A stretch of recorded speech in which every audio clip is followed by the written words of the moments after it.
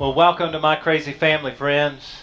We're excited that you're choosing to join the craziness, right? My hunch is you've got a crazy family story just like me, right? And if you're like me, you've probably got, I don't know, 10 or 20 of them, right? There's a whole bunch of stories we can all share about our crazy family. And we wanted to just kind of have fun with it a little bit this next several weeks because my crazy family really is about the family of God and the ways in which each one of us is uniquely different within that family. My crazy family has so many stories. I just want to narrow it to one, right? Many of us growing up were always embarrassed by our parents, right? In fact, I believe it's our parents' role to embarrass our children. Anybody else agree, right? Yeah. So when my adolescent kids would say to me, "Dad, you're embarrassing me," I would always say, "Good, good, that's what I'm here for," right? But our parents did the same thing, right? Our parents embarrassed us when we were younger. And I share this one story about my dad. I've talked about my dad before. He was a large man. He's about 350 pounds. He was 6'1". He enjoyed the heck out of life, and he swung a mean paddle. And so you always knew, when you were in trouble, right? And so I share this one story about my dad because it, to me, just is kind of the ultimate of family craziness, right? So one of the things my dad loved to do after work when he'd come home is to relax, right? All dads love to relax after they come home from work. And my dad relaxed by this. He would take off his work clothes, and for the rest of the evening, he would hang out in his white T-shirt, his white boxer shorts, his men's hose, just like this, and catch it, cowboy boots. That's how he would hang out, right? I mean, for whatever reason, it was not good enough to just hang out in the T-shirt, the shorts, and the socks, but I got to have my cowboy boots on, right? And as if that were not bad enough, because it really was bad enough if ever you saw that. I just put that image in your head, right? If that weren't bad enough, every once in a while, this didn't happen very often, but every once in a while when a friend would come over, my dad thought it would be so funny to answer the door in his clothes. Right? So every once in a while when a friend would come over, knock on the door or whatever, Dad would come to the door and yank that door open. "Hey, how's it going?" And I, of course, was over in the corner just crouching in the fetal position, because it was embarrassing as all get out. We've all got them, right? We've all got those stories that just embarrass us or let us know that our families are just a little off, right? In fact, I had two folks this week come to my office and say, "Let me tell you about my crazy family." Because I need to reveal that, right? And so we just wanted to have fun with this series, and that's our goal. Our goal, pure and simple, is to have fun, and yet all at the same time, try to glean some wisdom from Christ's teachings about how it is we can interface with people who might have a different family structure than ours, right? And so we're going to look at 4 family structures, that some of which may resonate with you, some of which may be very different than your own family structure. But we thought, let's just kind of play with this. So the 4 family structures we're going to look at these next 4 weeks are, today we start with divorce. What does that look like, and how might we be the church for folks who live into divorce? Next week will be blended families, right? Families that come together from different backgrounds, his, yours, mine, and ours, right? The blended family. The most common family in the American system today. Then we're going to look at single-family households and what that looks like and how we can help and be the church. And then last, we're going to look at what we call the sandwich generation. Some of you know this very clearly. Sandwich generation. Some of you sitting in the pews are in the sandwich generation. You are an adult who is taking care of your adult parents, and you might at the same time also be taking care of your adult children. And so you're the sandwich in between. So we're going to talk a little bit about that because it's becoming more and more common. And our goal in all of this, our goal is not to point fingers. It is not to say what is good or bad or right or wrong. That's not our purpose. Our purpose rather is to educate. What do these family structures look like? To celebrate, hey, let's lift them up because they are just like you and me, and let's advocate as well. Let's figure out, now that we know some of these things, how can we help? How can we love? How can we care for? We want to do that because our goal in My Crazy Family is just to acknowledge we're all in these family systems that we may or may not appreciate. We're all in these family systems that may or may not resonate with where we'd like to be, but they are who we are, and they're a part of who we are. And so we just want to celebrate and acknowledge and then try to figure out as the church, how can we help? How can we actually be the church? So today we're going to start with a tough topic. It's called divorce. And my hunch is divorce has impacted almost every household represented here somehow, some way. Whether in your own marriage or some marriage in the family or a sibling or another person in my sphere of influence, maybe a colleague, maybe a neighbor. We've been impacted, right? And here's what we know about divorce. Divorce is difficult. It's a hard topic. It's a hard topic to talk about. It's a hard topic to broach. And what we also know about divorce is it hurts and harms everybody involved. That is to say, whether I asked for the divorce or whether it slapped me in the face, I get bent out of shape over the whole thing because it's just hard. The other thing we know about divorce is it impacts relationships across the board. It doesn't just impact the husband and wife. It impacts the kids if there are kids involved. It impacts siblings. It impacts friends. It impacts work colleagues. And if we are involved in the life of the church, it involves the church, right?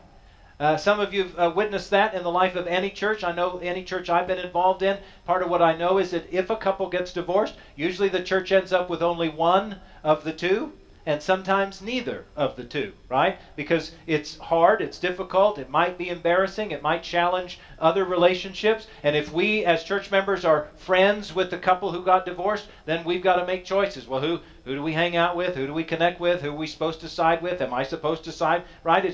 It's tough. Part of what we need to acknowledge is that divorce is hard. It just is. And our goal today is not to talk about whether it's right or wrong, to talk about whether or not it should happen. Our goal is to talk about what is it and how is it that we can help, if at all, with anybody who may be going through divorce. Here's how hard divorce is. I have often, over the last many years, described divorce like this. And if you haven't already taken out your worship notes, whether on your phone or in your bulletin, I want to encourage you to do so. Here's the way I kind of describe divorce. Divorce is as if there has been a death. The reality is it's like there's a death, but here's the distinction. It's as if there's a death where both participants have survived. Because that's what happens. We survive the divorce, but it feels as though there's been a death. And there has. There's been a death of the marriage, right? There's been a death of the relationship as we knew it. There's been a death of anything that we kind of held together in any semblance or form of any kind. So there's been this death. And anytime there's a death, we grieve, right? But in this case, the grieving is very different because in this case, both participants are still alive. And both have to figure out, how do we relate? How do we connect or not connect? How does the family relate? How do friends relate? And so it's a very awkward kind of grieving. In fact, I put it this way, grief is actually quite literally the end result. It becomes the primary result of a divorce. And the grief can last in some cases for years. I grieve the loss of the marriage. I grieve the loss of that relationship. Even if I'm the one who asked for the divorce, I still often grieve the whole circumstance. I didn't. And who of us literally says on any given day, hey, I'm ready for a divorce, right? I mean, so even if we are the wronged person, even if we've been wronged and we are the ones who got slapped in the face by the whole thing, or we're the ones who messed up and or we asked for it, either way, we all kind of go, man, how did this happen? And how do I face the future? And what am I supposed to do with myself? A part of this is simply acknowledging grief becomes the end result. And therefore, what is it we as the church can do to help somebody who faces grief, who faces a difficult set of circumstances? And surely we know that right here in this sanctuary right now, someone is considering divorce. It's been on your mind or on your heart or in your thoughts for some time. And there are others of us who have been divorced for decades. And we've kind of moved on, and yet we still acknowledge there's been a hurt or a brokenness about it. And there are still others who are only 1 or maybe even 2 years out from their divorce, sitting right here in these seats, and there's still heartache and hurt and brokenness. And so part of our goal today is to not acknowledge, hey, this is right or wrong, this is good or bad, but rather, how can we be the church in the midst of this concept and this family structure called divorce? So first thing we want to do is discover, what is it that Jesus actually said about divorce? And here's what we know. He did not say a lot, but when he said it, he was very clear. In Matthew, Mark, and Luke, 3 of the Gospels, Jesus identifies one time very specifically what constitutes divorce and what we should do about it. Matthew also has a second option in chapter 5 as a part of the Sermon on the Mount, where he gives some instruction about it. And so part of what I want to say before I even get there is this. Jesus' words will feel very harsh. Jesus' words will be very clear. And Jesus' words will be difficult for us to deal with, particularly if we've had a divorce. But I need to at least start there and then determine how is it we are the church in the midst of this. So part of what we know in Matthew chapter 19 is Jesus is encroached by some people known as Pharisees. They are teachers of the law. They are people who are experts in the law. They know everything about it. And often the Pharisees try to test Jesus. They try to put him to the test and challenge him, and that's what they try to do here. And they say in chapter 19, hey Jesus, what is it that constitutes divorce? And Jesus kind of turns them back to Genesis and says, well, look, it was never God's desire for there to be divorce. God's desire, rather, was that you would always love this person and that you would always be in this relationship with this person. But you have been hard-hearted, and that's why there is divorce. And so the Pharisees push back at Jesus at this very moment. And so we find ourselves in Matthew chapter 19, verse 7. And here is where the pushback begins. The Pharisees said to him, then why did Moses command us to give a divorce certificate and divorce her? They're still questioning, right? And what they're referencing is Deuteronomy chapter 24. I want to encourage you later today, maybe go back and read Deuteronomy chapter 24, the first 4 or 5 verses. It gives a very specific identification of what constitutes divorce, how it all happens, and why it happens. And in part what you'll discover is that only men could divorce women.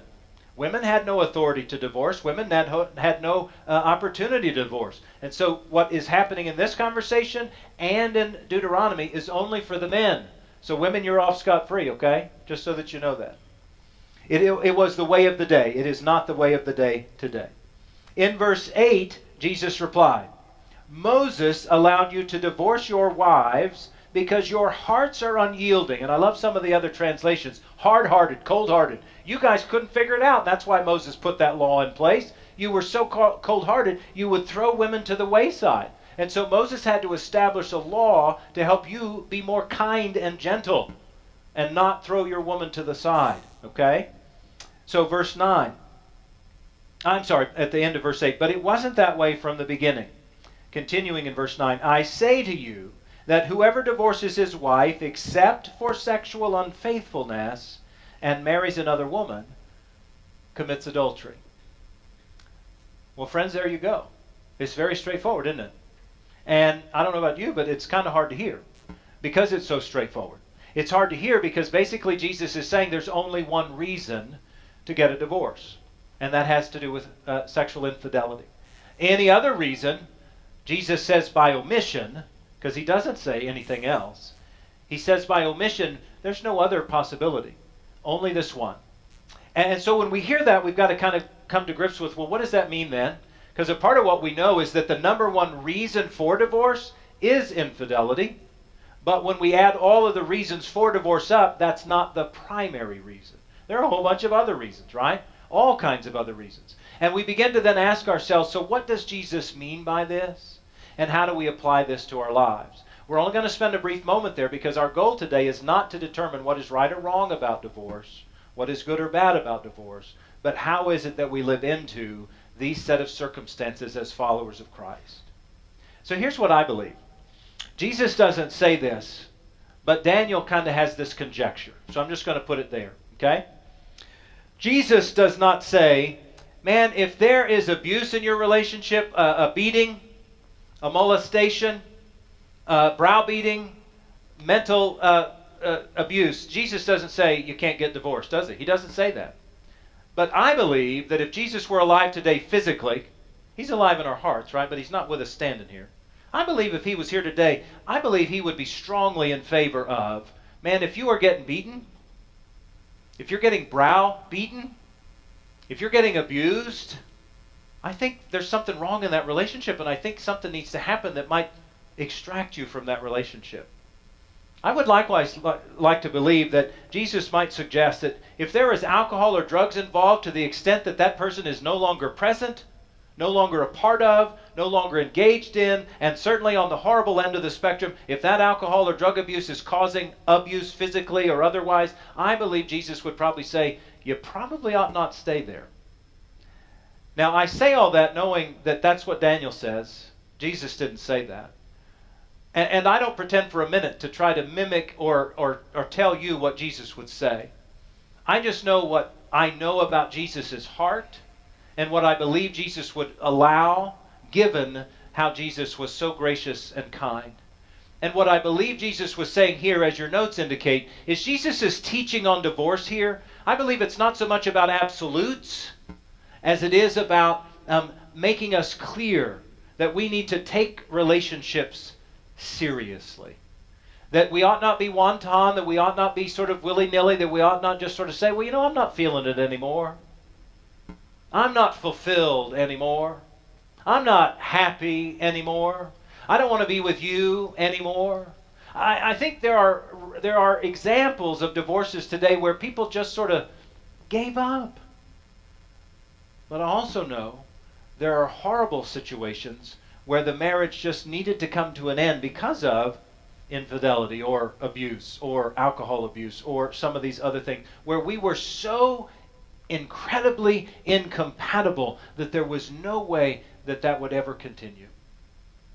I don't believe Jesus has ever been about absolutes other than one thing, and that's love. I think Jesus wanted us to know relationships are serious and we ought to be intentional about them. And so then I begin to ask the bigger question, which is, if Jesus gives us this really clear guideline about what makes divorce or what allows divorce, and that's not our goal today, then the question becomes, what is it I can do to learn from how Jesus interacted and related to people who were divorced? Because to me, that's the bigger issue. And we have only one occurrence of that, and it's a phenomenal occurrence because it demonstrates what we ought to do as followers of Jesus. You heard me say that Matthew, Mark, and Luke only have this one occurrence of Jesus' teaching on divorce, but the Gospel of John has only one occurrence of how Jesus interfaced and related to somebody who was divorced. And it's a powerful lesson. Some of you may know it. It's in John chapter 4. Jesus encounters a woman at a well. He encounters a Samaritan woman at a well. He encounters a Samaritan woman at a well in the middle of the afternoon because the woman at the well in the middle of the afternoon couldn't go in the morning. She couldn't go in the morning when every other woman goes to the well to get water because she had been divorced. She was an outcast, and no one wanted anything to do with her, and she had been shunned. And so she comes to the well in the middle of the afternoon when nobody else is there because nobody else wants to deal with her. And in the middle of the afternoon, a woman who's at the well, who is a Samaritan, that no fun-loving Jew would ever have an encounter with, Jesus encounters her. And in John chapter 4, when Jesus encounters this woman at the well, he does an amazing thing. He has compassion for her. But not just any kind of compassion. He says to her, I am the living water. This water that you're drawing from the well, you're going to get thirsty from it again. But I offer you some water from which you will never thirst again. And a part of what Jesus is saying to this woman without literally saying it is, you are a child of worth. You are a person of value. You are a person that I know everybody else kind of looks down on, but I need for you to know that I love you, I care for you, and I want you to know that you can have this living water. And then he asks a profound question. He says, will you go get your husband? And I know this is true, though it does not say this. Jesus already knew the answer to his question. He already knew her response to the question, can you go get your husband? Her response is, I don't have a husband. And then in John chapter 4, verse 18, this is Jesus' response to the woman. And you can well imagine that the response causes heartache, right? You're right to say you have no husband. In fact, you've been divorced 5 times, and the man with whom you're living now is not your husband. You speak the truth. And had there been anyone else there at the well with this woman and Jesus, you can well imagine that you could hear a pin drop. You can well imagine that her pits began to sweat.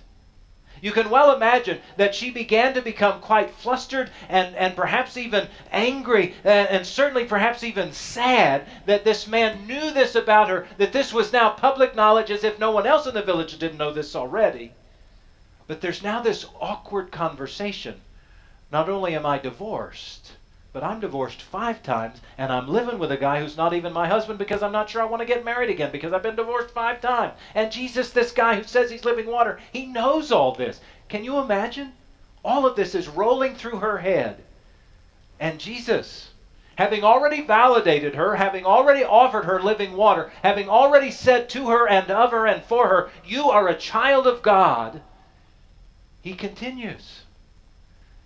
He expresses the way in which he will worship and the way in which she will worship, and he invites her to worship with him.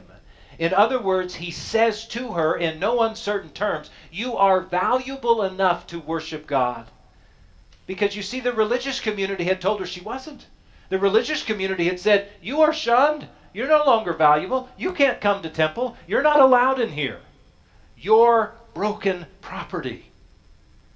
But Jesus, on the other hand, he gives her worthiness. He gives her value.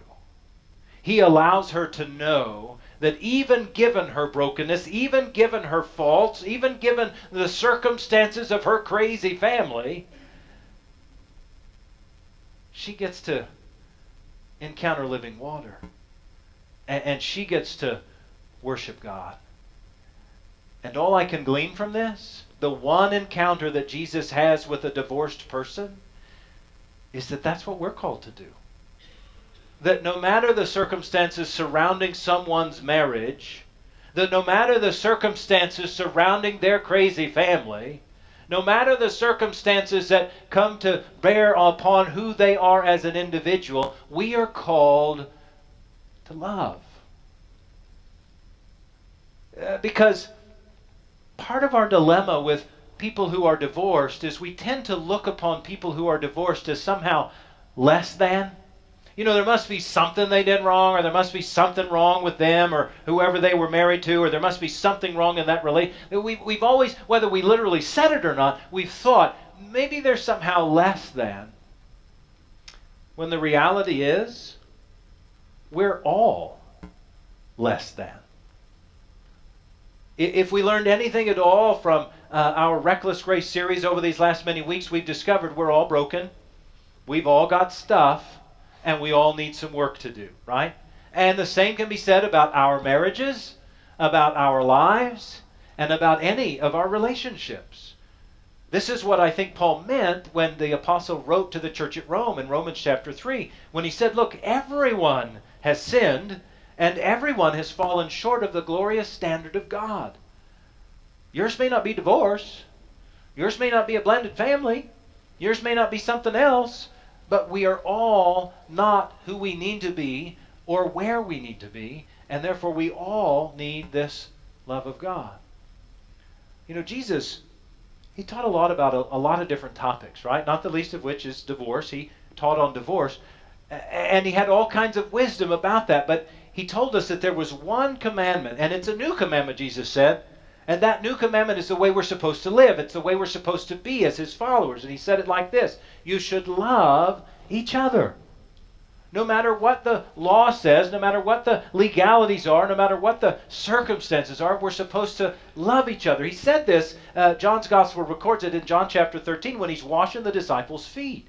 And he kneels down, he washes their feet, and at the end of washing their feet, he says, now, I want you to love each other like I have loved you. In fact, he goes on in the next verse to say, people are not going to know you're my disciple, my follower, unless you love people. And so it seems to me that part of what we glean from Jesus about being in ministry and relationship with and being in life with people who are divorced is that we need to acknowledge they are in grief and they are hurting somehow, some way. And it may not be overt and it may not be outwardly, but there is a sense in which there's a grieving over the loss of whatever had been. And maybe we ought to consider, how is it I can love you? How is it I can care for you? How is it I can help? How is it I can simply be with you.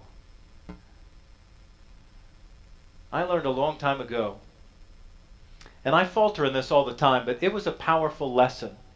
I don't know, I was probably a young adult, probably 22, 23, and the lesson goes something like this. My crazy is no better than your crazy. It's just different. Because here's the reality. I'm crazy. and I've got a crazy family. And my systems that I grew up in and the systems that I'm helping to create now, they're crazy. And the reality is yours are too. Some of us know this clear as day, and some of us are still trying to hide from it. But the reality is my crazy's no better than your crazy. We're just all crazy. And you know the good news about that? God still loves us. And God still wants to be in relationship with us. And God still is the living water from which we get to draw to receive that richness each and every day. My friends, over these next several weeks, when we try to discover just some different family structures that may not be the same as ours, whether divorced or blended or single or sandwich, we're all the same. We're in the same boat, and we need the same love. We need the same encouragement. We need the same help. I wonder if we might just kind of maybe just say to ourselves, my crazy, it's no better than yours. And by the way, I might encourage you not to visit my home late in the afternoon or early evening, because I still wear men's hose. And you might see something that you don't want to see. The good news is, God still loves us, and God is still for us. Will you pray with me? Holy and loving God, thank you. Thank you for the gift of your love. Thank you for the strength of your mercy. And thank you for the blessing that you love us, no matter how crazy we may be or our families may be, and you want us to love others. God, for that we are so grateful. And we pray we might have the courage and the resolve to live the way you would desire us to live, which is to love each other, just as you first loved us. In the name of Jesus Christ, we now pray. Amen.